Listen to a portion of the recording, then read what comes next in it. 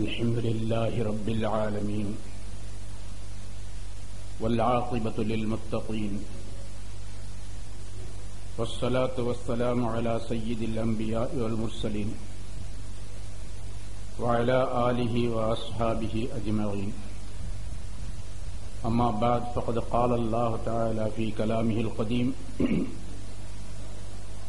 أعوذ بالله من الشيطان الرجيم بسم الله الرحمن الرحيم وما آتاكم الرسول فخذوه وما نهاكم عنه فانتهوا واتقوا الله إن الله شديد العقاب صدق الله العظيم. கண்ணியத்திற்கும் பெருமைக்கும் உரிய ஆலிம் பெருமக்களே, மரியாதைக்குரிய பெரியோர்களே, சகோதரர்களே,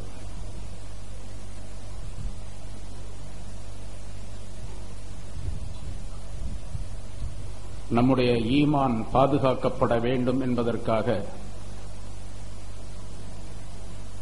இந்த கூட்டம் இங்கே ஏற்பாடு செய்யப்பட்டிருக்கின்றது. நம்முடைய ஈமானை பறித்துச் செல்வதற்காக வேண்டி பல்வேறு வழிகளிலே முயற்சிகள் நடைபெற்றுக் கொண்டிருக்கின்றன. அந்த முயற்சிகள் எவை? முயற்சி செய்பவர்கள் யார் என்பதை பற்றியெல்லாம் நாம் தெரிந்து கொள்ள வேண்டும் என்பதற்காக வேண்டியும் இந்த கூட்டம் ஏற்பாடு செய்யப்பட்டிருக்கின்றது. காதியானிகளை பற்றி சொன்னார்கள். இதுவரைக்கும் அவர்கள்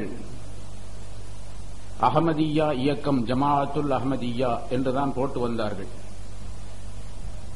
இப்பொழுது அஹமதியா முஸ்லிம் ஜமாஅத் என்பதாக போடுகிறார்கள்.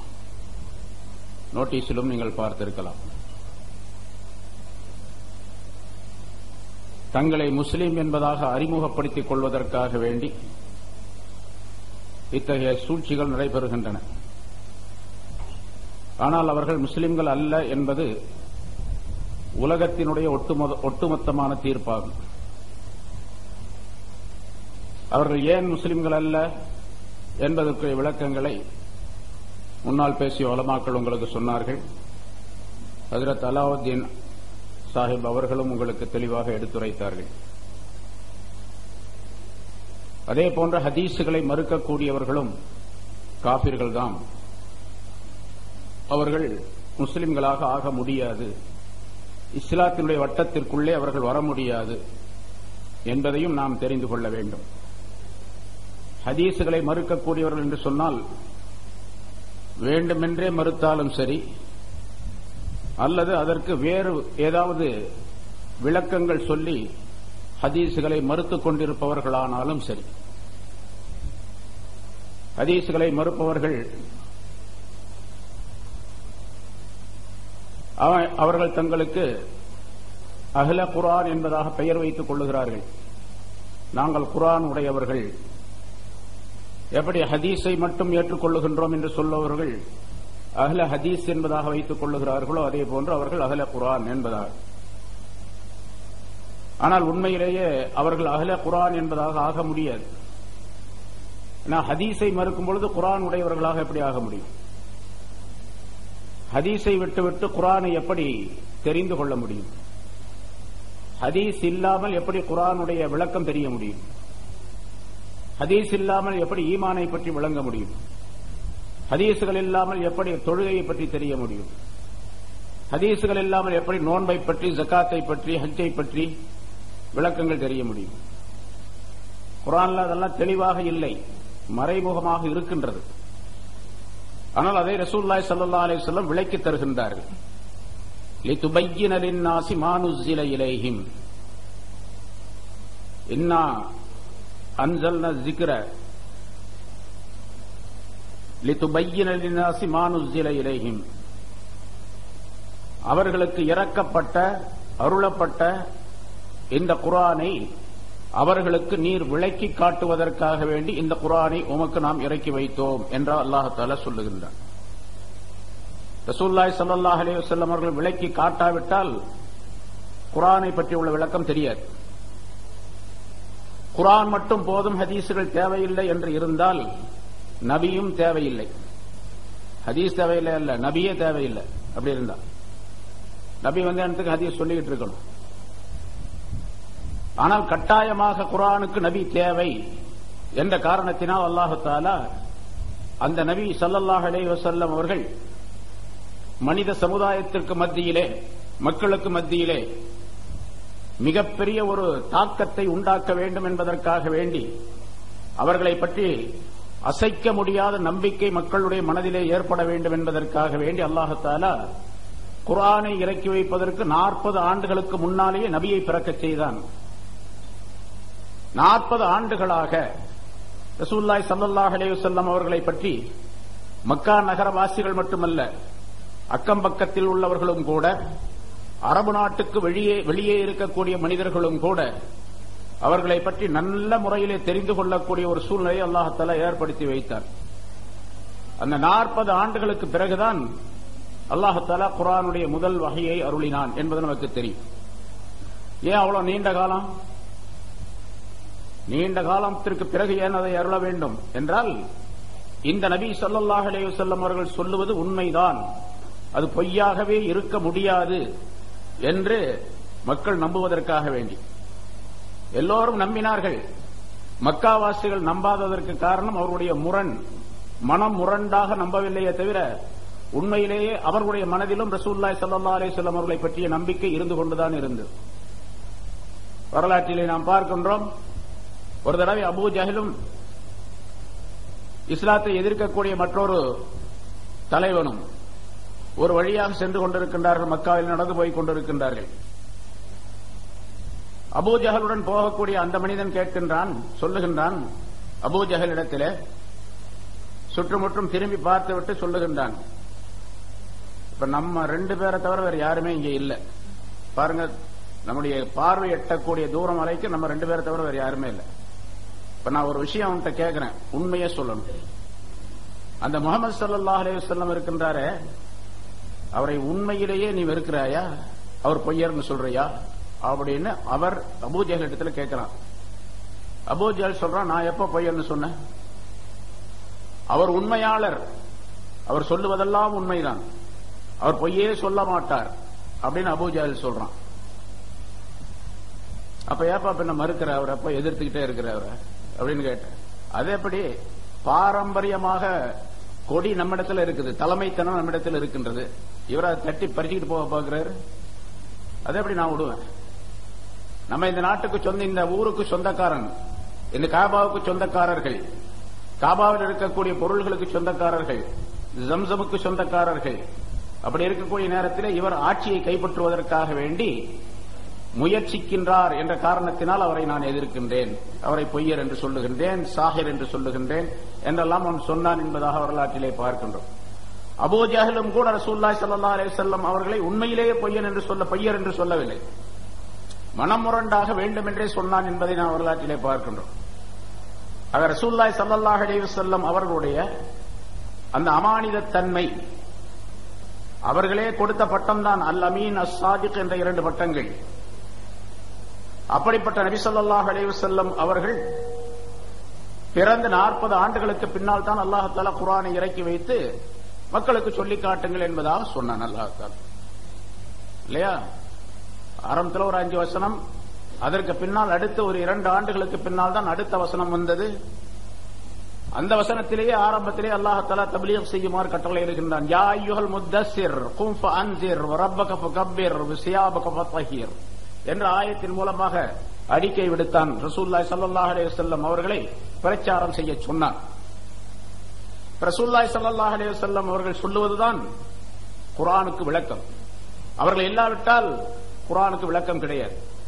அவர்கள் தேவையில்லை, ஹதீசுகளும் தேவையில்லை என்று சொன்னால், அல்லாஹ் தஆலா எந்த மலையின் மீது இருந்து ரசூலுல்லாஹி ஸல்லல்லாஹு அலைஹி வஸல்லம் அவர்களுக்கு குர்ஆனை இறக்கி வைத்தானோ அதே மலை மீது அந்த குர்ஆனை ஒட்டுமொத்தமாக இறக்கி வைத்து ஒரு அசரீரியான சப்தத்தின் மூலமாக, ஏ மக்காவாசிகளே, அந்த மலையின் மீது இருந்து ஒரு சத்தத்தை தோற்றுவித்து, ஜபல நூரில் இருந்து ஒரு சத்தத்தை தோற்றுவித்து, ஏ மக்காவாசிகளே, என் புறத்தில் நான் தான் அல்லாஹ், என் புறத்திலிருந்து ஒரு வேதம் உங்களுக்கு அருளப்பட்டு இருக்கின்றது, இதோ இந்த மலையின் மீது நான் அதனை இறக்கி அருளி இருக்கின்றேன், இதை எடுத்துச் செல்லுங்கள், படித்து பாருங்கள், விளங்கிக் கொள்ளுங்கள், அமல் செய்யுங்கள் என்று சொல்லி இருக்கலாம்.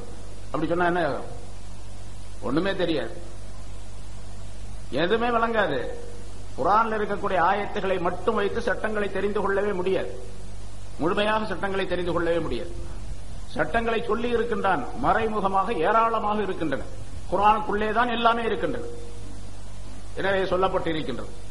அதனால்தான் ரசூலுல்லாஹி ஸல்லல்லாஹு அலைஹி வஸல்லம் அவர்கள் சொல்லிய ஹதீஸுகள் முழுவதுமே குர்ஆன் தான். ஏன்னா எப்பொழுது நபிப்பட்டம் நுபுவத் அருளப்பட்டதோ அந்த நேரத்திலிருந்து ரசூலுல்லாஹி ஸல்லல்லாஹு அலைஹி வஸல்லம் அவர்கள் இந்த உலகத்திலிருந்து விடைபெற்று சென்ற அந்த நேரம் வரைக்கும் உள்ள 23 ஆண்டு காலம் எதையெல்லாம் ரசூலுல்லாஹி ஸல்லல்லாஹு அலைஹி வஸல்லம் சொன்னார்களோ அதுவெல்லாம் குர்ஆனாகவே இருந்தது. அதாவது அல்லாஹ் தஆலாவின் மூலமாக சொல்லப்பட்டதுதான். அல்லாஹ்வே குர்ஆன்ல சொல்லுகின்றான்.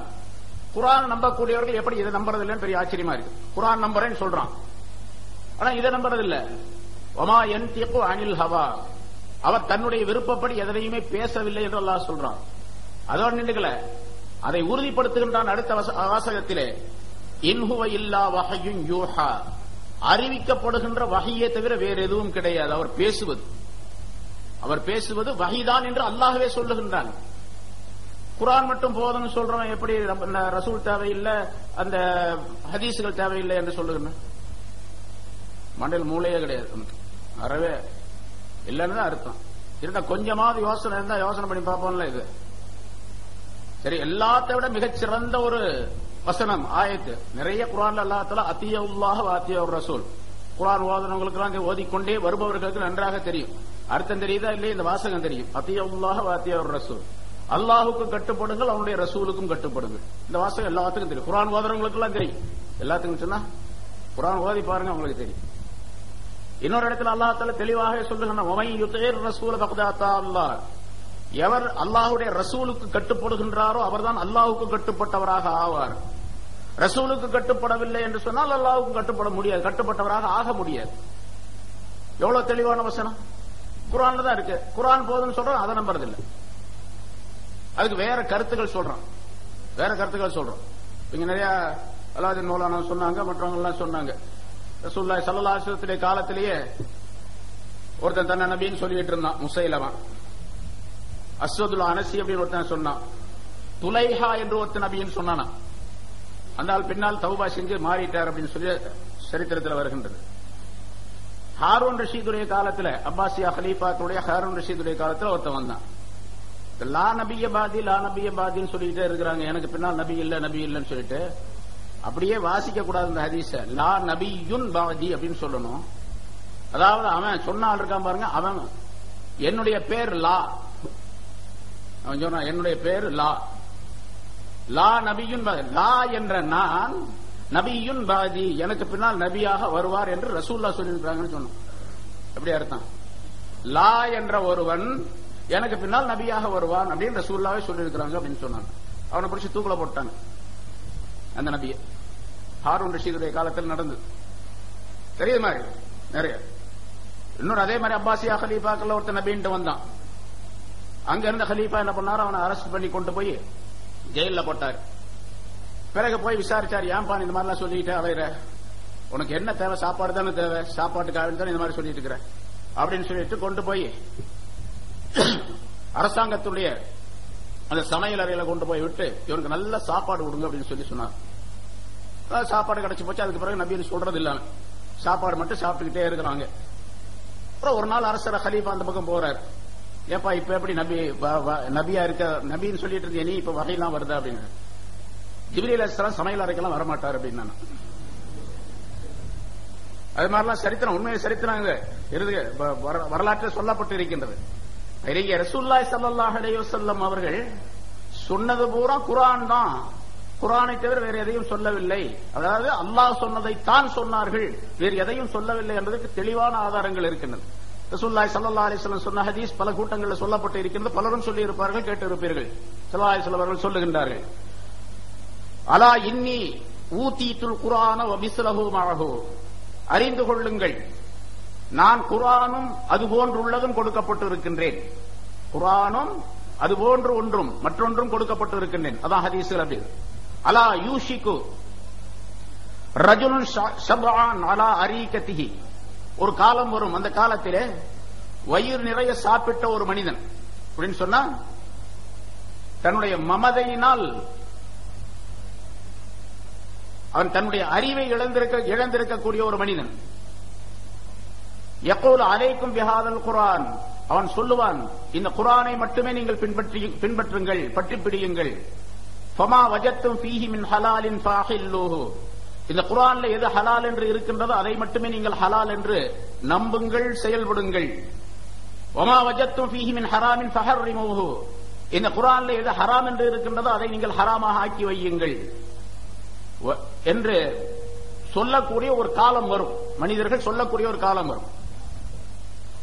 கட்டிலே சாய்ந்து கொண்டு, திண்டு தனையிலே சாய்ந்து கொண்டு என்று சொன்னால் இந்த உலகத்தினுடைய மிகப்பெரிய சுகபோகத்தில் வாழக்கூடிய மனிதனாக அவன் இருப்பான். அவன் சுகபோகத்தின் காரணமாக தன்னுடைய நிலையை மறந்து விடுவான். அல்லாஹ் மறந்துடுவான், ரசூலை மறந்துடுவான், சட்டங்களை மறந்து விடுவான், விளக்கங்களை மறந்து விடுவான். மறந்துவிட்டு தன்னுடைய அறிவை கொண்டு மட்டும் அதனை சொல்லிக் கொண்டிருப்பான் என்பதாக பொருளாகும். இன்னைக்கு அதை பார்க்கிறோம். யார் இப்படி எல்லாம் சொல்லுகின்றார்களோ அவர்கள் எல்லாம் மிக சுகபோகமாக உல்லாசமான வாழ்க்கை வாழக்கூடியவர்களாக இருக்கின்றார்கள். நம்ம கண் முன்னாலே பார்க்கிறோம். சும்மா 40 ரூபா 50 ரூபா சம்பளம் வாங்கிட்டு இருந்தால், ஒரு 100 ரூபாய் 200 ரூபாய் சம்பளம் வாங்கிட்டு இருந்தால் கோடிக்கணக்காக இங்கு இன்னைக்கு பணம் புரளுகின்றது. காரணம், தவறான செய்திகளை மக்களுக்கு சொல்லி உலகத்தினுடைய பொருளாதாரத்தை சம்பாதித்துக் கொண்டு இருக்கின்றனர். இந்த அகமதிய இயக்கத்தார்கள் பாருங்க எப்படி இருக்காங்கன்னு சொல்லிட்டு மிகப்பெரிய கோடீஸ்வரர்கள், மல்டி மில்லியனர்ஸ்லாம் இருக்காங்க. அவர்கள் பெரும்பாலும் அதிகமாக அவர்கள் இருப்பது பூரா லண்டன்ல நீங்க போய் பாத்தீங்கன்னு சொன்னா பெரும் பெரும் பங்களாக்கள், பெரும் பெரும் பதவிகள், மிகப்பெரிய தொழிற்சாலைகள், மிக பெரும் பண முதலீடுகளாக இருக்கக்கூடிய சூழ்நிலை அவர்களிடத்தில் இருக்கின்றது. இதெல்லாம் அவர்களுடைய மதியை மயக்கக்கூடிய, அறிவை மயக்கக்கூடியவை எல்லாம். இந்த சுகபோகங்கள், உல்லாசங்கள் இருக்கின்ற காரணத்தினால் தான் எதை நினைக்கின்றானோ அதுதான் சரி என்பதாக நினைத்துக் கொண்டு மக்களுக்கு சொல்லக்கூடிய சூழ்நிலை, அதை ரசூலுல்லாஹி ஸல்லல்லாஹு அலைஹி வஸல்லம் இங்கே சொல்லி காட்டுகின்றார்கள். அப்படி ஒரு காலம் வரும், அவன் தன்னுடைய கட்டிலின் மீது சாய்ந்தவனாக சுகபோகமாக இருந்து கொண்டு இவனை இதை சொல்லிக் கொண்டிருப்பான் என்று சொல்லிவிட்டு ரசூலுல்லாஹி ஸல்லல்லாஹு அலைஹி வஸல்லம் அவர்கள் சொன்னார்கள், இன்னமா ஹர்ரம ரசூலுல்லாஹி ஸல்லல்லாஹு அலைஹி வஸல்லம் கமா ஹர்ரமல்லாஹ். அல்லாஹ்வுடைய ரசூல் ஸல்லல்லாஹு அலைஹி வஸல்லம் அவர்கள் எதை ஹராம் என்று சொன்னார்களோ அது அல்லாஹ் ஹராமாக்கி வைத்ததுதான். அல்லாஹ் ஹராமாக்கி வைத்ததை போன்றுதான். அலா லா யஹில்லு லக்குமுல் ஹிமாருல் அஹ்லி, அதற்கு உதாரணத்தை சொல்லுகின்றார்கள் ரசூலுல்லாஹி ஸல்லல்லாஹு அலைஹி வஸல்லம். உங்களுக்கு ஹிமாருல் அஹ்லி, இந்த நாட்டு கழுதை இருக்கின்றதே, வீட்டில் வளர்க்கக்கூடிய இந்த வண்ணா போட்டிட்டு போறோம் பாருங்க, அந்த கழுதை, இந்த கழுதை உங்களுக்கு ஹலால் ஆகாது, உங்களுக்கு அது ஹராம். வலா குல்லு ஸீ நாபின் மினஸ் சிபா, கீறி கிழிக்கக்கூடிய பிராணிகளிலிருந்து, மிருகங்களிலிருந்து கீறி கிழிக்கக்கூடிய பிராணிகள் உங்களுக்கு ஹராம். இன்னொரு ஹதீஸிலே ஸீ நாப், பறவைகளிலே வீரப்பல்லுடையவை, மிருகங்களிலே வீரப்பல்லுடையவை. அதே மாதிரி பறவைகளிலே அடுத்த பறவையை கொத்தி கிழித்து கீறி சாப்பிடக்கூடிய பிராணிகள், கழுகு, பருந்து, காகம் போன்றவை, இவையெல்லாம் உங்களுக்கு ஹராம் என்பதாக நான் ஹராமாக்குகின்றேன் என்று ரசூலுல்லாஹி ஸல்லல்லாஹு அலைஹி வஸல்லம் சொல்றார். நான் ஹராமாக்குறேன். அல்லாஹ் அந்த பவரை கொடுத்திருக்கின்றான். அல்லாஹ் வேற, ரசூல் வேற தான். அல்லாஹ் ரசூல், அல்லாஹ் வேற, ரசூல், அல்லாஹ்வுடைய அடிமை ரசூலுல்லாஹி ஸல்லல்லாஹு அலைஹி வஸல்லம் அவர்கள், அப்துஹு வ ரசூலுஹு. அப்ப ரசூலுல்லாஹி ஸல்லல்லாஹு அலைஹி வஸல்லம் அவர்கள் சொன்னது அல்லாஹ் சொன்ன மாதிரி, நான் சொல்லுவது அல்லாஹ் சொன்னதை போன்றுதான், நான் ஹராமாக்கியது அல்லாஹ் ஹராமாக்கியதை போன்றுதான். இன்னும் தெளிவாக சொன்னா அல்லாஹ் குர்ஆனிலேயே சொல்லுகின்றான். ஒரு நபி வருவார், அந்த நபி எப்படிப்பட்டவர் என்று சொன்னால், யுஹில்லு லகுமுத் தய்யிபாத் வ யுஹர்ரிமு அலை யுஹில்லு லஹுமுத் தய்யிபாத் வ யுஹர்ரிமு அலைக்குமுல் ஹபாயிஸ் என்பதாக அந்த வாசகம், அது குர்ஆனுடைய வாசகம். அதாவது உங்களுக்கு அவர் நல்ல பொருள்களை எல்லாம், மனம் மிக்க இனிமையான பொருள்களை எல்லாம் ஹலாலாக்கி வைப்பார். அவர் ஹலாலாக்கி வைப்பார், அவர் ஹராமாக்கி வைப்பார். யுஹர்ரிமு, அவர் ஹராமாக்கி வைப்பார். யுஹில்லு, அவர் ஹலாலாக்கி வைப்பார். ரசூலுல்லாஹி ஸல்லல்லாஹு அலைஹி வஸல்லம் அவர்களை குறித்து அல்லாஹ் தஆலா சொல்றான். அப்ப ரசூலுல்லாஹி ஸல்லல்லாஹு அலைஹி வஸல்லம் அவர்களுக்கு அந்த பவர் உண்டு. அல்லாஹ் பவர் கொடுத்து வைத்திருக்கின்றான். ஹராம் ஆக்குவதற்கும் ஹலால் ஆக்குவதற்கும் பவர் ரசூலுல்லாஹி ஸல்லல்லாஹு அலைஹி வஸல்லம் அவர்களுக்கு உண்டு. ரசூலை விட்டுட்டா எப்படி குர்ஆன் வழங்கும்?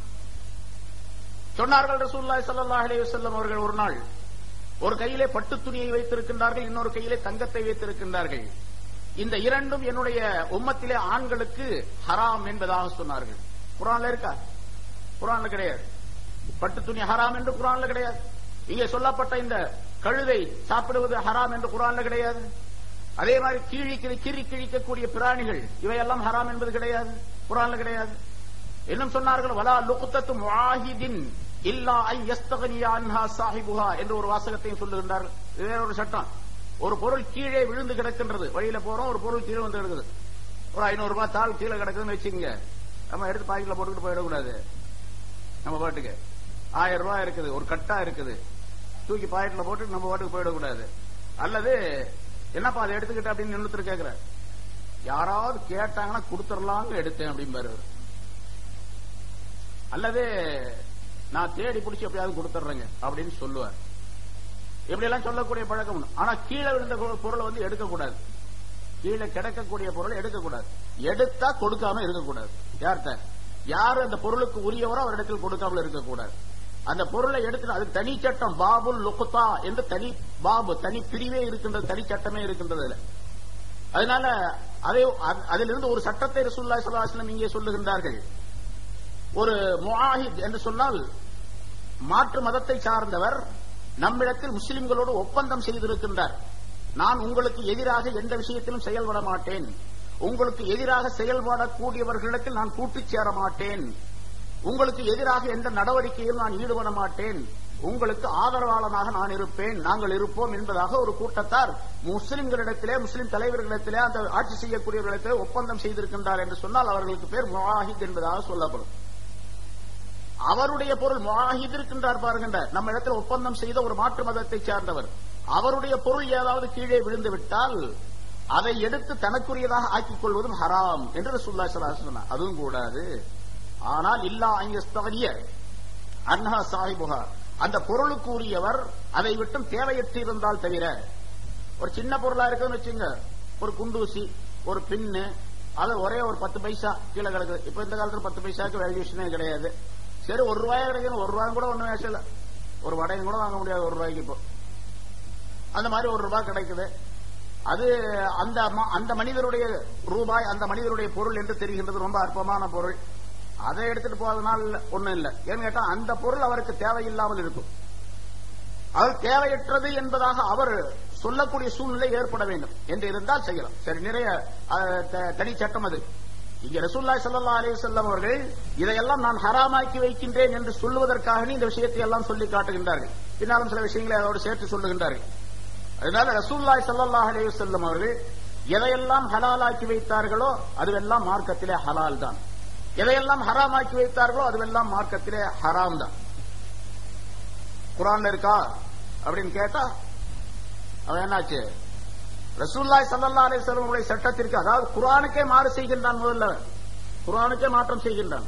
ரசூலுல்லாஹி ஸல்லல்லாஹு அலைஹி வஸல்லம் அவர்களுக்கு சட்டம் சொல்ல சொல்லி அல்லாஹ் தஆலா சொல்லுகின்றான். ஆனால் இவன் அது கிடையாது அப்படின்னு சொல்லி ஹதீஸ் எல்லாம் கிடையாது அப்படின்னு மறுக்கிறான். என்று சொன்னால் அவன் குர்ஆனையும் மறுக்கின்றான் என்பதாகத்தான் பொருளாகும். ஆனால் குர்ஆனை மறுக்கக்கூடியவர் எவருமே முஸ்லிம்களாக இருக்க முடியாது, முஃமின்களாக இருக்க முடியாது, அவர் ஈமான் உள்ளவராக இருக்க முடியாது, அவர் காபிர் தான் என்பதில் எந்த விதமான சந்தேகமும் இல்லை. அவருக்கு பேர் முஸ்லீம் வச்சுக்கிட்டாலும் வைத்துக் கொண்டாலும் சரி, முஸ்லீம் பேர் வச்சிருக்கலாம், அதனால ஒண்ணு முஸ்லீமாக ஆயிட முடியாது. பேர் வச்சுக்கிட்டா முஸ்லீம் ஆயிட முடியுமா? அபூபக்கர் சித்திக் ரலியல்லாஹு தஆலா அன்ஹு அவர்களுக்கு அவர்கள் இஸ்லாத்தை ஏற்றுக்கொள்வதற்கு முன்னாலேயும் பேர் அபூபக்கர் தான். உமருக்கு பேர் உமர் தான் இருந்துச்சு, உஸ்மானுக்கு பேர் உஸ்மான் தான் இருந்துச்சு, அலிக்கு பேர் அலின்னு தான் இருந்துச்சு. இஸ்லாத்தை ஏற்றுக்கொண்ட பின்னால் அந்த பேரெல்லாம் ஒன்னும் மாறல, ஈமான் வந்துச்சு, அது வேற விஷயம். அது தனிப்பட்ட முறையில் அவர்கள் ஈமானின் காரணமாக உயர்ந்து சென்றார்கள் என்பது வேறு விஷயம். ஆனா பேரினால் இஸ்லாத்திற்கு, பேருக்கும் இஸ்லாத்துக்கும் சம்பந்தம் இல்லை இருக்குது. ஆனா அது அந்த நம்பிக்கையில செய்யப்பட வேண்டும். அது ரசூலுல்லாஹி ஸல்லல்லாஹு அலைஹி வஸல்லம் தனிப்பட்ட முறையில பெயர் வைப்பதை குறித்து சொல்லி காட்டுகின்றார்கள், அது வேறு விஷயம். 7ஆம் நாள் அன்று குழந்தை பிறந்து 7ஆம் நாள் அன்று பேர் வைக்க வேண்டும், அந்த பேர் அழகான பெயராக இருக்க வேண்டும் என்று சொல்லுகின்றார்கள். நம்ம இப்ப சொல்லுவது என்னவென்று சொன்னால், ஒரு மனிதன் முஸ்லிம் அல்லாத, இஸ்லாத்தில் இல்லாத காரியத்தை செய்து கொண்டிருக்கின்றான், அவன் முஸ்லிமுடைய பெயரை வைத்துக் கொண்டிருக்கின்றான் என்று சொன்னால் அவனை முஸ்லிம் என்பதாக நாம் கருத மாட்டோம். அப்படின்னு சொன்னா என்ன அர்த்தம்? அவன் இஸ்லாத்துக்கு அவனுக்கு எந்த சம்பந்தம் இல்லை. முஸ்லிமான ஒரு பெண் அவனை திருமணம் செய்து கொள்ள முடியாது, அவனுக்கு ஒரு முஸ்லிமான பெண்ணை திருமணம் செய்து கொடுக்க கூடாது. அவள் ஒரு பெண்ணாக இருந்தால் அந்த பெண்ணுக்கு ஒரு முஸ்லிமான மணமகனை திருமணம் செய்து கொடுக்க கூடாது. திருமண ஒப்பந்தம், திருமணம் நிகழ்ச்சி என்பது அந்த 2 பேருக்கு மத்தியில் நடைபெற முடியாது. சரி, 2 பேரும் திருமணம், யாராவது ஒரு முஸ்லிமான பெண் இந்த மாதிரி ஹதீஸை மறுக்கக்கூடிய ஒருவனை திருமணம் செய்து கொண்டால் அவன் தௌபா செஞ்சு மாறணும், அது வேற விஷயம். நான் மாற முடியாது, நான் இப்படித்தான் இருப்பேன் அப்படின்னு சொல்றான். அவன் காபிரான, அந்த காபிரான மனிதனை ஒரு முஸ்லிமான பெண் திருமணம் செய்து கொண்டு வாழ்க்கை நடத்தினால் அவர்களுக்கு பிறக்கக்கூடிய குழந்தைகள் எல்லாம் ஹராம்ல பிறக்கும். என்னுடைய சட்ட அடிப்படையை பார்த்தால் இவன் வேறு மதஹப், அவன் வேற மதஹப், அதாவது இவன் வேற மார்க்கம், அவன் வேற மார்க்கம், இவன் இஸ்லாமிய மார்க்கம், அவன் இஸ்லாம் அல்லாத மார்க்கம். இந்த 2 பேருக்கு மத்தியிலே யாராவது ஒரு இறந்து விட்டால் சொத்திலே வாரிசுரிமை என்பதும் கிடைக்காது. வாரிசு சொத்திலே உரிமை கிடைப்பது என்பது 2 பேரும் ஒரே மார்க்கத்தை சார்ந்தவராக இருக்க வேண்டும், அதாவது முஸ்லிம்களாக இருக்க வேண்டும். அப்பதான் தந்தையுடைய சொத்து மகனுக்கு வரும், மகனுடைய சொத்து தந்தைக்கு போகும். இல்லாவிட்ட சட்டத்தில் இடம் கிடையாது. சரி, அதே மாதிரி அவர்கள் இறந்து விட்டால் அவர்களை கபிரிஸ்தான்ல அடக்கக்கூடாது, முஸ்லிம்களுடைய கபிரிஸ்தான் அடக்கக்கூடாது, அவருக்கு ஜனாதா தொழ வைக்கவும் கூடாது. இஸ்லாத்தினுடைய எந்த சட்டமும் அந்த மனிதன் மீது விதியாக பொதுவாக நாம் புரிந்து கொள்ள வேண்டும். இப்படி ஏராளமான சட்டங்கள், காபிர்களுக்கு என்ன சட்டங்களோ அதே சட்டங்கள் அவன் மீது விதியாக கூடிய சூழ்நிலை இருக்கின்றது. ஆனால் நாட்டில் என்ன நடக்கின்றது என்று சொன்னால், பெரும்பாலும் இப்படி ஹதீசுகளை மறுத்துக் கொண்டு தங்களை முஸ்லிம்கள் என்பதாக சொல்லிக் கொண்டு இருக்கக்கூடியவர்கள் நிறைய பேர் இருக்கிறாங்க. அதுல காதியானிகள் மிக தெளிவான விஷயம், நோட்டீஸ் கூட போட்டிருக்கிறாங்க பாருங்க. பெரிய 4 பக்கத்தில் பெரிய நோட்டீஸ் போட்டு நீங்க சொல்றதெல்லாம் தப்பு அப்படின்னு சொல்லிட்டு தஹஃபுல சரியாத்தை பத்தி தவறான கருத்துக்களை எழுதியிருக்கிறாங்க. என்ன உண்மையிலேயே அவர்கள் பரிதாபத்திற்குரியவர்கள். ஏனென்றால் தங்களை முஸ்லீம் என்பதாக இப்பதான் அடையாளம் காட்டி போட்டுக் கொண்டிருக்கின்றார்கள். இந்த நேரத்தில் நாம் எதிர்ப்பு தெரிவித்து அவர்கள் முஸ்லீம்கள் அல்ல, அவர்கள் வன் காப்பீர்கள் என்பதாக நாம் சொல்லக்கூடிய நேரத்தில் அவனுக்கு ஆத்திரம் தாங்க முடியல. அதனால நோட்டீஸ் போட்டு உண்மையிலே முஸ்லீம்கள் அல்ல. நான் முன்னால அன்னைக்கு சொன்னேன், அதாவது குலாம் அஹமத் காதியானி அவர் அசல்ல இவங்களுடைய இந்த மதத்திற்கு ஸ்தாபகரவன். குலாம் அஹமத் என்பவர் ஸ்தாபகராக இருந்தார். ஆனா அவனுடைய ஏராளமான கிதாபுகள் இருக்காங்க. கிட்டத்தட்ட ஒரு 50-60 புஸ்தகங்களுக்கு மேல சின்ன சின்ன புஸ்தகம் நிறைய எழுதியிருக்கிறான். ஏராளமான உருதுல நிறைய புஸ்தகம் எழுதியிருக்கான், ஆங்கிலத்தில் எழுதியிருக்கிறான். அவன் எழுதியிருக்கக்கூடிய அந்த புஸ்தகங்கள் நம்ம பார்த்தோம் அப்படின்னு சொன்னா நமக்கே ஒரு மாதிரி ஆயிடும். ஏன்னா அந்த மாதிரி தவறான, முன்னுக்கு பின் முரணான பல்வேறு விதமான கருத்துக்களை எழுதியிருக்காங்க. அதை கேட்கும் போது நம்ம எப்படி ஆயிடும் சொன்னா நமக்கு பைத்தியம் முடிச்சிடும், ஒரு மாதிரி தலை சுத்தல் வந்துடும். பாருங்க, சில விஷயங்களை சொன்ன இங்கேயும் கூட சொன்னேன். மை முஹத்திஸும், நான் முஹத்திஸாக இருக்கின்றேன் அப்படின்னு ஒரு இடத்துல சொல்றான், தௌலீஹுல் மராம் என்று ஒரு கிதாப்ல. மை முஜத்திதும், நான் முஜத்திதாக இருக்கின்றேன். முஹத்திஸ்னா ஹதீஸ் கலை வல்லுநராக இருக்கின்றேன் அப்படின்னு. ஒரு ஹதீஸ் கூட தெரியாது உனக்கு ஒழுங்க. முஜத்திதும், நான் இஸ்லாத்தை புனருத்தாரணம் செய்யக்கூடிய முஜத்திதாக இருக்கின்றேன் என்பதாக சொல்லுகின்றான். ஹமாமத்துல் புஷ்ரா கிதாப் பேரெல்லாம் ரொம்ப அழகா இருக்குங்க. ஹமாமத்துல் புஷ்ரா. மஸீஹ் மவ்ஊதுஹும், வாக்களிக்கப்பட்ட மஸீஹாக நான் இருக்கின்றேன். ரசூலுல்லாஹி ஸல்லல்லாஹு அலைஹி வஸல்லம் அவர்கள் வாக்களித்த கடைசி காலத்துல ஒரு மஸீஹ் ஒருத்தர் வருவார் அப்படின்னு சொல்லிட்டு அவர் நான் தான் அப்படின்னு சொல்றான். மை மஹதியும், நான் மஹதியாக இருக்கின்றேன் அப்படின்னு சொல்றான். மஸீஹ மஸீஹும், முதல்ல மஸீஹ்னு சொன்னா இப்ப மஸீஹை போன்று அது மாதிரி நான் இருக்கிறேன் அப்படிங்கிறான். முல்ஹிம் ஹூ, மை முல்ஹிம் ஹூ, நான் முல்ஹம் இல்ஹாம் கொடுக்கப்படக்கூடியவனாக, அசரீரியாக அல்லாஹ்வின் புறத்திலிருந்து எனக்கு ஞானம் கொடுக்கப்படக்கூடியவனாக நான் இருக்கின்றேன் அப்படின்னு சொல்றான். ரஜுலன் பாரிசிஹு, நான் பாரசீகத்தை சேர்ந்த மனிதனாக இருக்கின்றேன் என்பதாக சொல்லுகின்றார். பாரசீகத்தை சேர்ந்த மனிதன். இதை ஏன் சொல்றான் அப்படின்னு கேட்டா, ரசூலுல்லாஹி ஸல்லல்லாஹு அலைஹி வஸல்லம் அவர்கள் ஹஜ்ரத் சல்மான் பார்சி ரலியல்லாஹு தஆலா அன்ஹு அவர்களை குறித்து ஒரு ஹதீஸை சொன்னார்கள். பாரசீகத்துக்காரர்கள் எப்படிப்பட்டவர்கள் என்று சொன்னால், இந்த ஈமான் என்பது சுரையா என்ற நட்சத்திரத்தில் இருந்தாலும், வானத்தில் இருக்கக்கூடிய மிக உயர்ந்த இடத்தில் இருக்கக்கூடிய ஒரு நட்சத்திரம், அங்கே இருந்தாலும் சரி, ஈமான் அங்கே இருந்தாலும் சரி, இவர்கள் போய் கொண்டு வந்து விடுவார்கள் என்பதாக சொன்னார்கள். அதாவது ஈமானிலே அவ்வளவு பிடித்தமுள்ளவர்களாக இருக்கின்றார்கள். ஈமானை தேடி அது எங்கிருந்தாலும் சரி கொண்டு வருவதற்கு தயார் நிலையில் இருக்கின்றார்கள்.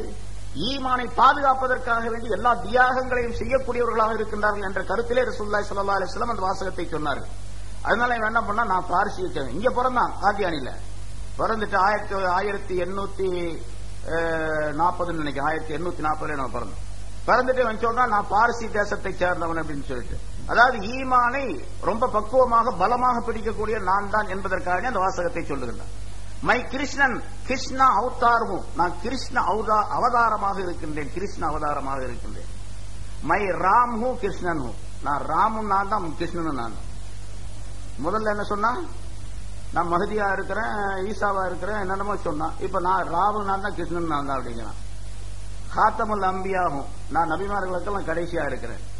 ஹாத்தமுல் அவுலியாகும், இந்த நோட்டீஸ்ல போட்டிருக்காங்க, யாராவது நிரூபிக்க முடியுமா அப்படின்னு. அந்த ஆளுங்க யாராவது இருந்தா வாங்க, நான் நிரூபிக்கிறேன். கிதாபுகள் இருக்கு, என்கிட்ட இருக்கு கிதாப், எல்லா கிதாபும் இருக்கு. ஆனா இங்கே இல்ல, இப்ப காட்டுங்கன்னு சொல்லக்கூடாது. புரசாதத்துக்கு வரணும், கேட்டுக்கிட்டு வரணும், போன் பண்ணி டைம் கேட்டுக்கிட்டு அப்புறம் வரணும். சும்மா திடீர்னு வந்து கிதாப் காட்டு பார்க்கலாம் அப்படின்னு சொல்லக்கூடாது. ஹாத்தமுல் குலஃபாகும், மை சீனியுல் அசல்ஹும், நான் அசல்ல சீனா தேசத்துக்காரன். முதல்ல அங்க பாரசீன்னு சொன்னா நான் சீனா தேசத்துக்காரன். இவனை என்னன்னு சொல்றதுங்க, மை மாஜூன் முரக்கபும், நான் குழைக்கப்பட்ட ஒரு முரக்கபாக இருக்கு. முரக்கப்னு சொன்னா இஞ்சி முரபா மாதிரி இருக்கிறேன் அப்படின்னா, பலவிதமான கலவைகள் சேர்ந்த நான் ஒரு ஆள் அல்ல, பலவிதமான கலவைகளுக்குரியவன். மசீஹ் இப்னு மரியம் சே பெஹ்தருஹும், நான் மரியமுடைய மகன் மசீஹ் இருக்கின்றாரே ஈசா அலைஹிஸ்ஸலாம், அவரை விட ரொம்ப பெஹ்தர், நான் ரொம்ப சிறந்தவன். மை ஹுசைன் சே பெஹ்தர் ஹூ, ஹுசைனை விட ரொம்ப பெஹ்தர் நான். மை ரசூல் ஹூ, நான் ரசூலா இருக்கிறேன். மை மஸ்ஹரே குதா ஹூ, நான் குதாவுடைய அல்லாஹுடைய மஸ்ஹராக வெளித்தோற்றமாக இருக்கின்றேன். மை குதா ஹூ, நான் அல்லாஹ்வாகவே இருக்கிறேன் அப்படின்றான். இது வந்து இதெல்லாம் கொஞ்சம் கொஞ்சம் இன்னும் நிறைய இருக்குது. மை மானிந்த குதாகும், குதா அல்லாஹ் போல, முதல்ல அல்லாஹ்னு சொன்னா மை ஹாலிகுஹு குதா கா நுத்ஃபாஹும், குதாவுடைய விந்தாக இருக்கின்றேன் அப்படிங்கிறான். குதா கா பேட்டாகும், குதா கா பீவி ஹூம், அட கும்பளை ஆயிட்டான். குதா கா பாப், இப்போ தந்தை ஆயிட்டான்.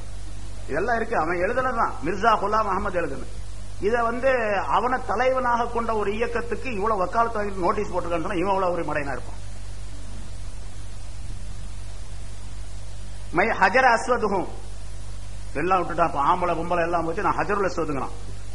மை துல்கர்னைன் ஹூ, ஆதம் ஹூ, நூஹு, இப்ராஹிம், யூசுப், மூசா, தாவூத், சுலைமான், யாக்கூப், எல்லா நபியும் நான் தான் அப்படிங்க. தமாம் அம்பியா சே பெஹ்தர் ஹூ, தமாம் அம்பியா கா மஸ்ஹர் ஹூ, எல்லா அன்பியாக்களுடைய நபிமார்களுடைய வெளித்தோற்றமாக வெளிப்பாடாக நான் இருக்கின்றேன் அப்படின்னு சொல்றோம். தமாம் அன்பியா சே அப்சல் ஹூ, அஹமத் முக்தார் ஹூ, தேர்ந்தெடுக்கப்பட்ட அஹமத் அப்படின்னு.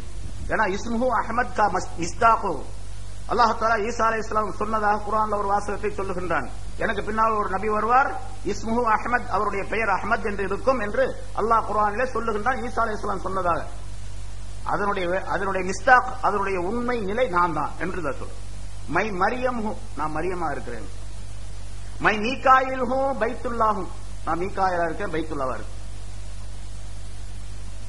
ஆரியோம் கா பாதுஷா, ஆரியர்களுடைய அரசராக நான் இருக்கிறேன். ஆரியர்கள் பாருங்களா, ஆரியர்கள் உண்மையிலே இதுதான் அவனுடைய உண்மையை மதஹப் தான். ஆரியர்கள், ஆரியர்கள் சொன்னா மேல் ஜாதிக்காரர்கள் அப்படின்னு சொல்றாங்க நம்ம நாட்டில். அவங்க இமாமு ஜமான் ஹூ, நான் இமாம் ஜமானாக இருக்கின்றேன். இப்படி நிறைய. இப்ப என்ன நம்ம சப்ஜெக்ட் வந்து ஹதீஸை மறுப்பவர்கள் காவிர்களே. இவன் ஹதீஸை மறுக்கிறான், எல்லாத்தையும் மறுக்கிறான், குர்ஆனையும் மறுக்கிறான், நபியும் மறுக்கிறான், எல்லாத்தையும் மறுக்கிறான் இல்லையா, காதியானிகள். அதே மாதிரி குர்ஆன் ஹதீஸை மறுக்கக்கூடியவர்கள், குர்ஆன் ஹதீஸை சொல்லிக்கொண்டே குர்ஆன் ஹதீஸை மறுக்கக்கூடியவர்கள் இருக்கிறாங்க இல்லையா. கொஞ்ச காலமா ஒரு 20 வருஷமா நம்ம நாட்டில் குழப்பங்கள் செய்யுது. இங்க கூட இன்னைக்கு யாரோ சொன்னாங்க, போன் பண்ணி சொன்னாங்க, இந்த மாதிரி மதுஹபுகளை வேற அறுப்போம் அப்படின்னு சொல்லிட்டு யாரோ நோட்டீஸ் போட்டிருக்கிறாங்க அப்படின்னு சொல்லி. அல்லாஹ் தஆலா அவங்களை வேற அறுத்துட்டான். அது ரொம்ப நாள் ஆச்சு, ரொம்ப நாள் ஆச்சு. அறுத்து கூறு போட்டதுனாலதான் நிறைய கூறா ஆயிட்டாங்க. ஒரே ஒரு மரமா இருந்துச்சு, வேற அறுத்து அல்லாஹ் தஆலா அறுத்து விட்டதுனால என்ன ஆயிட்டாங்க, ஒரு கட்சி, அப்புறம் அதுல இருந்து ஒண்ணு, 6, 7 என்னமோ இருக்குன்னு நினைக்கிறேன். இப்போ 4 மதுஹப் கூடாதுன்னு இப்ப 6 மதுஹப் இருக்குதாங்கல்ல. எல்லாத்துக்கும் தெரிஞ்ச விஷயம் தான் இது இல்லையா. வேற அறுத்துட்டான் அல்லாஹ் தஆலா. அவன் சொல்றான் வந்து வேற அறுக்கப்படுவார்கள், வேற அறுப்போம் அப்படின்னு. மதுஹபுல வேற அறுப்போம்னு என்ன அர்த்தம், குர்ஆனை வேற அறுப்போம்னு அர்த்தம். மதுஹபுகளை வேற அறுப்போம் அப்படின்னு சொன்னா நிச்சயமாக சத்தியமிட்டு சொல்லுகின்றேன், குர்ஆனை மறுக்கிறான், குர்ஆனை மறுக்கிறான், அல்லாஹ் மறுக்கிறான், ரசூலை மறுக்கிறான், மதுஹப் மறுத்தான்னு சொன்னான். யார் அவர்கள்? அந்த மதுஹப்காரர்கள் யார்? மதுஹபை தோற்றுவித்த அந்த இமாம்கள் யார்? எப்படிப்பட்ட பக்திமான்கள், எப்படிப்பட்ட அற்புதமான மனிதர்கள். முன்னால நிறைய விஷயங்கள் நம்ம சொல்லியிருக்கிறோம், ஏராளமான விஷயங்கள். என்ன அதுல ஒரு சில விஷயங்களை பாருங்க. ஒரு குர்ஆன் எழுதியிருக்காரு, தப்சீர் எழுதியிருக்காரு, தர்ஜுமா எழுதியிருக்காரு. அதுல பூராமே தப்பு, எல்லாமே தப்பா இருக்குது. குர்ஆன் எழுதி போட்டு இதுதான் குர்ஆன் அப்படின்னு சொன்னா அதுக்கு பேர் குர்ஆன் வேற வச்சிருக்காரு. குர்ஆன் பேரே வைக்க கூடாது. முதல்ல குர்ஆன் எது அரபியில இருக்கு அதுக்கு பேர் தான் குர்ஆன். தர்ஜுமாலாம் போட்டா அதுக்கு பேர் குர்ஆனே அல்ல, தர்ஜுமத்துல் குர்ஆன் போடணும். தப்சீருக்கு வேற பேர் வைக்கணும். உலகத்துல 2 லட்சம் தப்சீர்கள் வெளியிட்டு இருக்கு, யாரும் குர்ஆன் பேர் வச்சது கிடையாது இது வரைக்கும். அவ்வளவு துணிச்சல் குர்ஆன் தப்சீர் விளக்கம் எழுதி போட்டு அர்த்தத்தை தப்பா எழுதிட்டு விளக்கம் தப்பா எழுதிட்டு அதுக்கு குர்ஆன் பேர் வச்சிருக்கிறான் அப்படின்னு சொன்னா எவ்வளவு பெரிய மோசடிக்காரனா இருக்கும். மிகப்பெரிய மோசடி. சரி, அதை பத்தி நான் ஒரு சின்ன நூல் கூட எழுதியிருக்கிறாரு. அவர் எழுதின அந்த குர்ஆனுடைய அந்த தர்ஜுமாவில தவறுகள் அப்படின்னு சொல்லிட்டு ஏராளமான தவறுகள் இருக்கின்றன. பூராமே தவறு தான், ஏராளமாக இல்ல, எல்லாமே தவறு தான். அதுல ஒரு இடத்துல இப்படி எழுதுறாரு பாருங்க. அதாவது கடவுள் ஒருவர் தான் என்று பல கடவுள்களை நம்புகிற ஒருவர் அது தவறு என்பதை உணர்ந்து ஒரு கடவுள்தான் உலகத்திற்கு இருக்க முடியும் என்று ஏற்றுக்கொண்டால் அவர் எந்த ஜாதியில் பிறந்திருந்தாலும் எந்த கோத்திரத்தை சேர்ந்தவராக இருந்தாலும் அவருடன் முஸ்லிம்கள் திருமண உறவை வைத்துக் கொள்ளுகிறார்கள், வைத்துக் கொள்ளலாம் அப்படின்னு எழுதியிருக்காங்க. கடவுள் ஒன்றே அப்படின்னு சொல்லக்கூடிய நிறைய பேர் இருக்கிறாங்க. அது மாதிரி முஸ்லிம் அல்லாதவர்கள் கடவுள் ஒருவர் தான் அப்படின்னு சொல்லுவார். அவர்களோடு திருமண உறவை வைத்துக் கொள்ளலாம் அப்படின்னு சொல்லிட்டு அவர் தர்ஜுமா குர்ஆனுக்கு தப்சீர் எழுதுறேன்னு சொல்லிட்டு போட்டு தர்ஜுமா எழுதுறேன்னு சொல்லி விளக்கம் சொல்றேன்னு சொல்லிட்டு அதுல எழுதியிருக்காரு. 963வது பக்கத்துல பாருங்க. அந்த குர்ஆன் யாராவது இருந்துச்சுன்னு சொன்னா பள்ளியாசல் அந்த குர்ஆன் வைக்க கூடாது, ஹராம். நான் சொல்றேன் ஹராம். அது ஏன்னு கேட்டா யாராவது பாமர மக்கள் எடுத்து போய் படிச்சாங்கன்னு சொன்னா நிலை தடிமாறு அவரும் அந்த பக்கம் போயிடுவார். அது மாதிரி அதனால இது மாதிரி தலாக் சம்பந்தப்பட்ட விஷயம், குர்ஆனை தொடுவது சம்பந்தப்பட்ட விஷயம், மக்காம இப்ராஹிம் பாருங்க, பகிரங்கமாக உலகம் பூராத்துக்கு தெரியும். மக்காம இப்ராஹிம் என்கிறது இப்ராஹிம் அலைஹிஸ்ஸலாம் அவர்கள் நின்று கட்டிய காபாவை கட்டிய அந்த கல், அது ஒரு கண்ணாடி கூண்டுக்குள்ளே இப்பொழுது வைக்கப்பட்டு அங்க அதை தவாப் செய்யக்கூடிய அந்த இடத்துல வைக்கப்பட்டிருக்கு, மத்தாஃப்ல வைக்கப்பட்டிருக்கு அப்படிங்கிறது எல்லாத்துக்கும் தெரியும், உலகம் பூரா தெரியும். நீ டிவியில நம்ம பாக்குறோம். அது மக்காமே இப்ராஹிமே அல்ல அப்படிங்கிறோம், துணிஞ்சு சொல்றோம் என்று சொல்ல. எதை மறுக்கிறாங்க அவங்க? ஹதீஸ மறுக்கல, குர்ஆனை மறுக்கிறான். அப்ப அதான் மக்காம இப்ராஹிம் அப்படிங்கிறது அந்த ஆயத்துக்கு விளக்கம் இருக்கின்றது. வத்தஹிது மின் மக்காமி இப்ராஹிம் ஸல்லா என்று ஒரு இடத்துல வருகின்றது. அந்த இடத்துல எடுத்து பாத்தீங்கன்னா நிறைய விளக்கங்கள் வருகின்றது. அதுதான் மக்காம இப்ராஹிம் என்பதற்கு ஏராளமான விளக்கங்கள் சொல்லப்படும். அது மக்காம இப்ராஹிம் அல்ல அப்படின்னா குர்ஆன்ல சொல்லப்பட்ட மக்காம இப்ராஹிம் அல்லன்னு சொன்னா குர்ஆனை மறுக்கிறதுன்னு அர்த்தம். இது மாதிரி தலாக் சம்பந்தப்பட்ட விஷயம் 3 தடவை ஒரே நேரத்தில் தலாக் சொன்னா அது தலாக் ஆகாது, ஒரு தலாக் தான் அப்படின்னு சொன்னா ரசூலுல்லாஹி ஸல்லல்லாஹு அலைஹி வஸல்லம் உடைய காலத்திலே 3 தலாக் சொன்னவர்கள் பிரித்து வைத்து ரசூலுல்லாஹி ஸல்லல்லாஹு அலைஹி வஸல்லம் குர்ஆனுடைய சட்டத்தை அமல்படுத்தி இருக்கின்றார்கள். அவர் இரண்டாவது ஒரு திருமணத்தை செய்து விரும்பி செய்து, திருமணத்தை 2வது திருமணத்தை விரும்பி செய்து அந்த இரண்டாவது கணவனோட அந்த பெண் உறவு கொண்டு அதற்கு பிறகு தாங்கள் இருவரும் விரும்பி அல்லது ஏதாவது தகராறின் காரணமாக அவர் தலாக் சொல்லிவிட்டால் அல்லது அந்த 2வது கணவர் இறந்து விட்டால் பிறகு இத்தா இருந்த பின்னால இந்த முதல் கணவரை இவர் திருமணம் செய்து கொள்ளலாம் இந்த பெண் என்பது சட்டம்.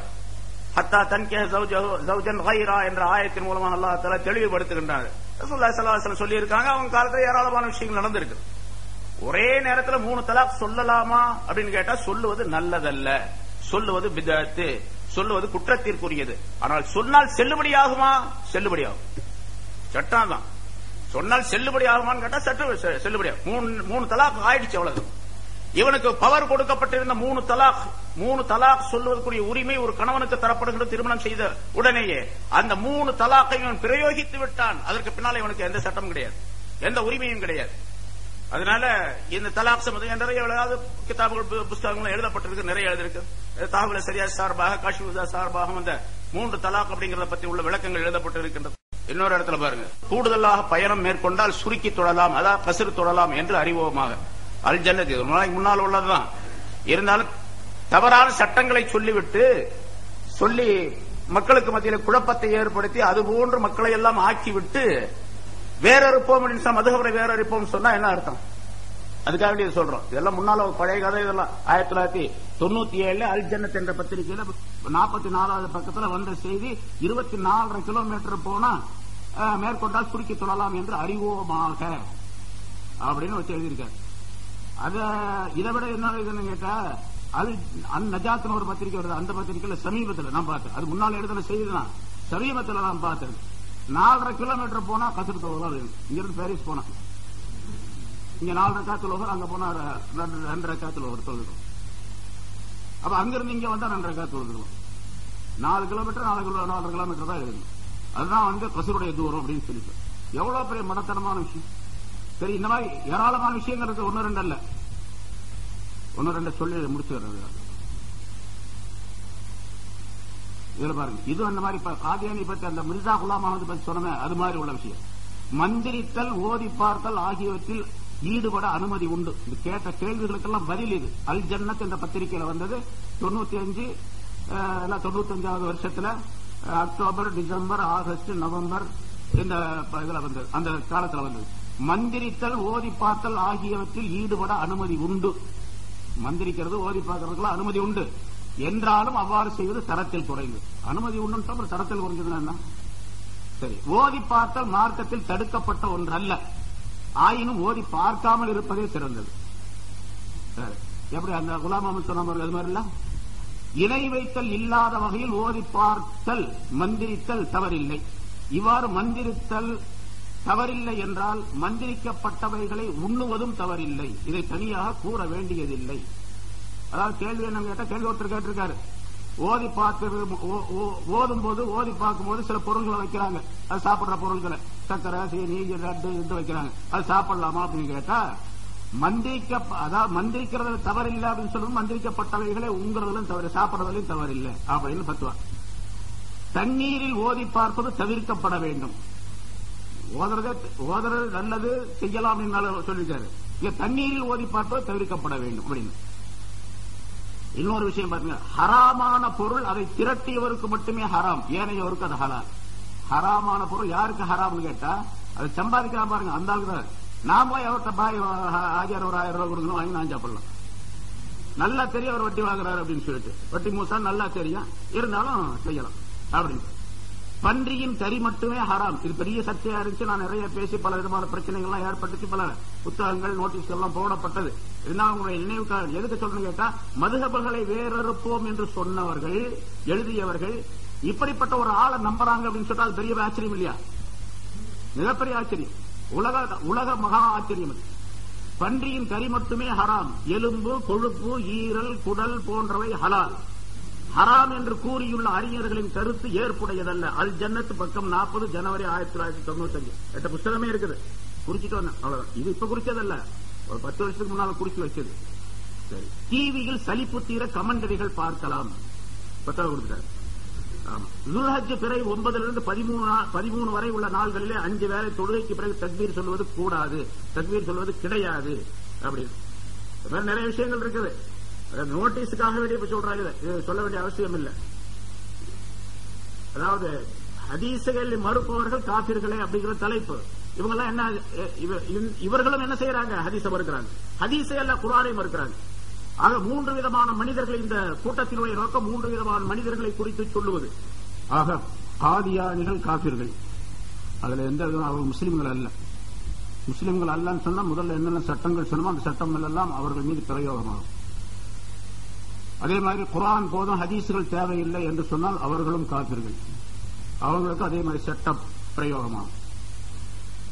அதே மாதிரி குர்ஆனும் ஹதீஸும் வேணும் அப்படின்னு சொல்லிக்கிட்டு மதுஹபுகள் தேவையில்லை என்று சொல்லி, மதுஹபிலே இருக்கக்கூடிய விஷயங்கள் குர்ஆனுக்கு சம்பந்தப்பட்டது, ஹதீஸ் சம்பந்தப்பட்டது. குர்ஆன் ஹதீஸ் எல்லாம் மதுஹப் கிடையாது. குர்ஆன் ஹதீஸ் மதுஹபில் இருக்கக்கூடிய எல்லா விஷயமும் ஹதீஸ்ல உள்ளதுதான். ஹதீஸ்ல இல்லாத இமாம்கள் எந்த சட்டத்தையும் சொல்லவில்லை, கொஞ்சம் விளக்கி சொல்லி இருப்பாங்க. ஒரே ஒரு விஷயத்தை மட்டும் சொல்ற, அது மாதிரி ஆயிரக்கணக்கான விஷயங்கள் இருக்குது.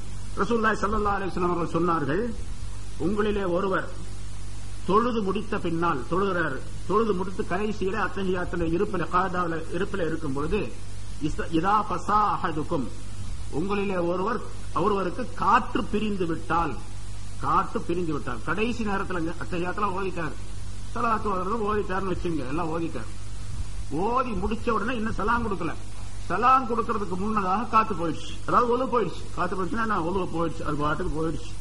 இப்ப அவர் தொழுகை கூடுமா கூடாதான்னு கேட்டா, ரசூலுல்லாஹி ஸல்லல்லாஹு அலைஹி வஸல்லம் அவர்கள் தீர்ப்பு சொல்லுகின்றார்கள், தொழுகை கூடும். யார் தீர்ப்பு சொல்றார்? ஸல்லல்லாஹு அலைஹி வஸல்லம் சொல்றாங்க தொழுகை கூடும். இமாம்கள் அதை எடுத்து எழுதிட்டு, இப்ப மதுஹப் ஏன் தேவை, மதுஹப் எப்படி இருக்கின்றது, மதுஹப் ஹதீஸுடைய அடிப்படையில் தான் செய்யப்பட்டு இருக்கின்றது அப்படிங்கிறதுக்கு இது ஒரு ஆதாரம். இது மாதிரி பல்லாயிரக்கணக்கான ஆதாரங்கள் இருக்கின்றன. இங்க ஆய்வு செய்கின்றார்கள். ஒருத்தர் கேள்வி கேட்டார். நான் உங்கள்கிட்ட இப்ப சொல்லிட்டேன். அவர் எந்திரிச்சு கேட்கிறாரு, ஏன் கடைசி நேரத்தில் அந்த காத்து போச்ச வேணும்னே போச்சா வேணாம போச்சா அப்படின்ற. வேணும்னே போச்சு வேணாம போச்சா என்ன அர்த்தம்? இவரா காத்த விட்டாரா அல்லது அவர் முடியாம போயிடுச்சா அப்படின்னு கேட்கிறார். இப்ப ரசூலுல்லாஹி ஸல்லல்லாஹு அலைஹி வஸல்லம் சொன்ன கருத்து என்னன்னு கேட்டா, அந்த ஹதீஸுடைய கருத்து அவரை அறியாம காத்து போயிடுச்சு, தெரியாம காத்து போயிடுச்சு. இப்ப தொழுக கூடும். சரி, தெரிஞ்சே காத்த விட்டாரு வேணும்னே, கடைசியில வேணும்னே விடுறாரு. இப்ப தொழுக கூடுமா அப்படின்னு அவர் என்கிட்ட கேள்வி கேட்டாரு. நான் என்ன பதில் சொல்றேன்? அதையும் இமாம்கள் எழுதி வைத்திருக்கின்றார்கள். எப்போது தானாக போனா தொழுகை கூடுமோ, ஏனென்றால் கடைசி நேரம் இன்னும் சலாம் கொடுப்பதான் பாக்கி இருக்குது. சலாம் கொடுப்பதுல முதல் சலாம் வாஜிப், இரண்டாவது சலாம் சுன்னத்து. முதல் பக்கம் சலாம் கொடுப்பது, வலப்பக்கம் கொடுப்பது வாஜிப். வாஜிப் விட்டு போச்சு, தொழுகை கூடுமான்னு தொழுகை கூடும். வாஜிப் விடப்பட்டது, சுன்னத்து விடப்பட்டது, தொழுகை கூடும் அப்படின்னு தான் சட்டம். இப்ப அவர் கேட்கிறாரு, அந்த கேட்ட கேள்விக்கு என்ன பதில்? வேணும்னே காத்து விட்டா தொழுகை கூடுமா அப்படின்னு கேட்டா, அப்பொழுதும் தொழுகை கூடும், வாஜிப் விடப்பட்டது, சுன்னத்து விடப்பட்டது அப்படின்னு சொல்லும். இத இமாம்கள் எழுதி வைத்திருக்கின்றார்கள், ஃபிக்ஹுடைய கிரந்தங்கள்ல எழுதி வைத்திருக்காங்க.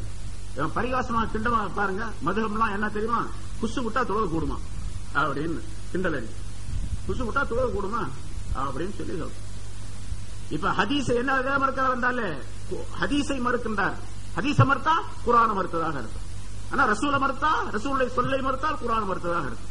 அதனால காதியானிகள் காபிர்கள், இந்த குர்ஆன் மட்டும் போதும் என்று சொல்லக்கூடியவர்கள் சப்மிட்டர்ஸ், அவர்களும் காபிர்கள் தான். அதில் எந்த விதமான சந்தேகம் கிடையாது.